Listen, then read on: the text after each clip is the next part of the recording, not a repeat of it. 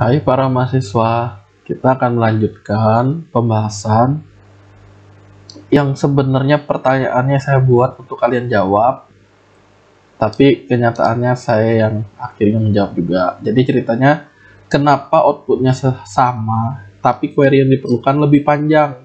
Apakah Bapak ini mau menyusahkan kami saja? Nah, ceritanya seperti ini. Ini query terdiri dari beberapa tabel. Kita lihat di bagian from, yaitu reseller, produk, pesanan, detail. Ada 4 tabel. Sedangkan satu query-nya lagi dibaca dari satu tabel, yaitu tabel 2. Nah, kalau kita lihat, memang query-nya lebih pendek. Nomor, tanggal, reseller, lokasi. Nomor, tanggal, reseller, lokasi. Waktu antar, pesanan, hasilnya sama hasil query-nya. Yang membedakan apa? Yang membedakan adalah satu query ini untuk beberapa relasi 4. Memang kenyataannya memang lebih panjang query-nya, akan tetapi ada kelebihannya juga. Kelebihannya apa? Sabar. Nah, di sini dilihat dari tabel 2. 3 record ini adalah record terakhir yang saya tambahkan pada video sebelumnya. Nah, kelanjutannya outputnya sama tetapi query-nya lebih panjang. Solusinya coba kita tambahin satu record baru pada pesanan, detail, dan tabel dengan data Velma mesen kuning sebanyak 10 kilo dengan harga 15.000 per kilonya. Kita coba. Berarti saya harus nyisipin data di tabel 2. Biar cepat saya pakai insert. Saya akan menyisipkan Velma tanggal 22, namanya tetap Velma. Terus mesennya mie kuning, pesanannya mie kuning. Nah, lokasinya misalnya Pasar Rumput. Waktu antar jam 6 pagi. Jumlahnya 10 kilo. Nah, ini ibaratnya data realnya dia pesan 10 kilo mie kuning. Harga per kilo 15.000. Kurirnya bebas lah, misalnya si cepat. Ini saya go. Maka untuk menampilkan hasilnya, saya mesti query ini lagi, kemudian klik go. Nanti ada data Velma di Pasar Rumput yang pesan mie kuning sebanyak 10 kilo sesuai data ini ya. Nah, kelanjutannya, apakah query ini akan menghasilkan output record yang itu juga? Jawabannya tentunya tidak, karena kita belum menambahkan data Velma di tabel yang namanya pesanan dan detail. Karena ingat, ini untuk relasi. Ada tapinya, kok ada plusnya apa? Sabar dulu. Sekarang saya akan nyoba nyisipin di pesanan. Nah, berarti pesanannya pesanan baru dengan resellernya siapa, produknya apa, saya mesti tahu, dan detail terakhirnya. Jadi di sini di detail ada ID pesanan, kode produk, kita ini harga. Di sini si Velma tuh resellernya nomor 1. Yang dipesan adalah mie kuning. Nah, karena berelasi kita mesti tahu. Tapi kalau udah dituangkan atau diimplementasikan ke PHP MySQL, ke aplikasi web, harusnya kita nggak usah ngapalin ID ini berapa aja. Nah, sekarang cara mengisinya. Berarti kita harus mengisi di tabel yang namanya tabel pesanan dulu. Ini tabel detail, ini tabel pesanan. Saya akan tambahin insert pesanan baru di hari ini. Siapa yang mesen? Resellernya adalah Velma nomor 1. Nah, saya hanya 1. Kalau secara implementasi di aplikasi webnya, kita cukup milih siapa resellernya. Resellernya itu punya kode. Saya ngambilnya pakai kode 1. Saya go. Nah, inilah data pesanannya. Kalian lihat, begitu simple. Di ID pesanan keempat, siapa yang mesen, ID-nya nomor 1. ID nomor 1 adalah Velma. Kita lihat sekarang. Untuk si detailnya, berarti saya mesti insert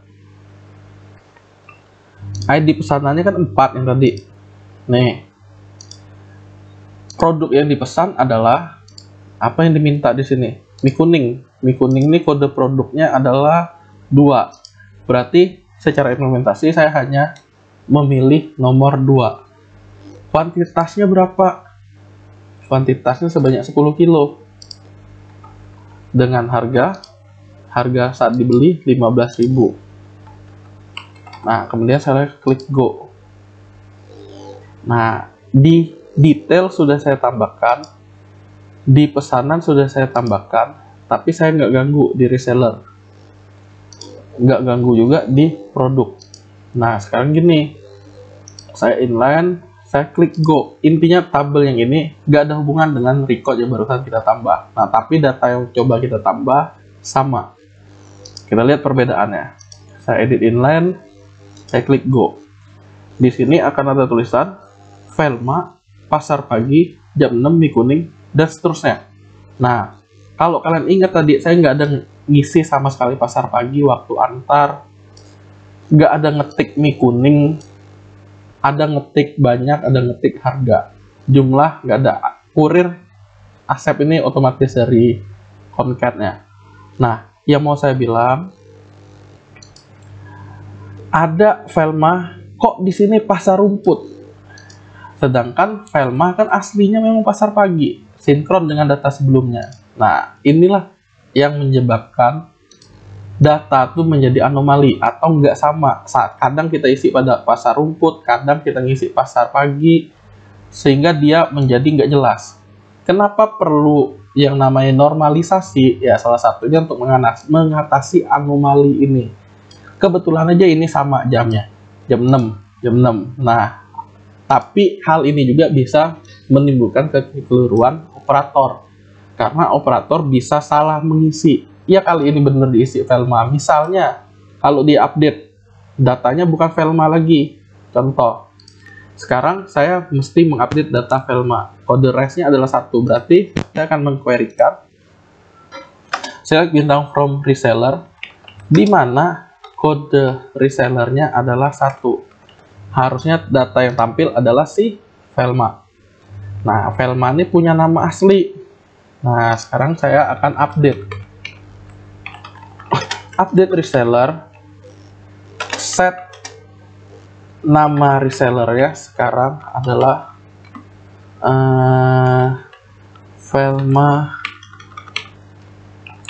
ting Velma.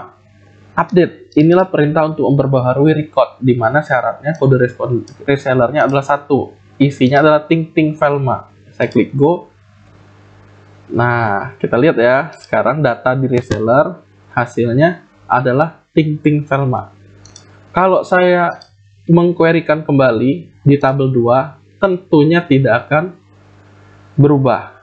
Nah, tetapi kalau kalian lihat di sini, saya akan mengquerykan di tabel, ya, tabel yang berelasi, maka semua yang kode resellernya adalah 1 berubah menjadi ting Velma semua. Jadi saya nggak capek ngedit record 1 per 1 yang Velma ini, karena kita udah memakai relasi, yaitu relasi yang dia memanggil tabel reseller. Di sini tabel reseller dia cukup memanggil nama resellernya siapa, ting Velma, yaitu reseller, nama reseller. Nah, inilah dia. Ini untungnya menggunakan tabel yang sudah dinormalisasi. Sudah dinormalisasi artinya salah satunya menggunakan tabel yang saling berelasi. Jadi kalau kita ngubah data, dalam hal ini data masternya, data tabel master, maka data itu akan ngikut berikutnya di sini. Nah, inilah salah satu contohnya. Jadi panjang ya, sebenarnya no problem. Dia ada tujuannya, tujuan normalisasi salah satunya yang seperti kita pelajari di teori. Nah, untuk ngapain? Menghilangkan perangkapan data. Jadi kita nggak perlu isi data isi lagi. Capek. Kita cukup milih aja datanya. Contoh datanya reseller, contoh datanya produk. Kompleksitas, nah semakin rumit dikurangi. Untuk mudah modifikasinya, tadi saya cukup modifikasi satu, input berubah. Jadi anomali data itu menjadi sudah tidak ada. Jadi jawabannya apa atas yang ini? Ya tadi tuh velma menjadi Teresa velma, mie kuning menjadi kuning basah misalnya. Jadi sama kayak ini saya contohin, mie kuning nomor 2, berarti kalau saya mau edit, update produk, set nama produknya adalah mie kuning basah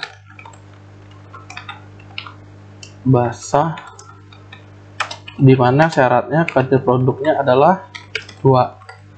Sama kayak tadi, berarti setiap yang mesen nomor 2 hasilnya jadi mie kuning basah.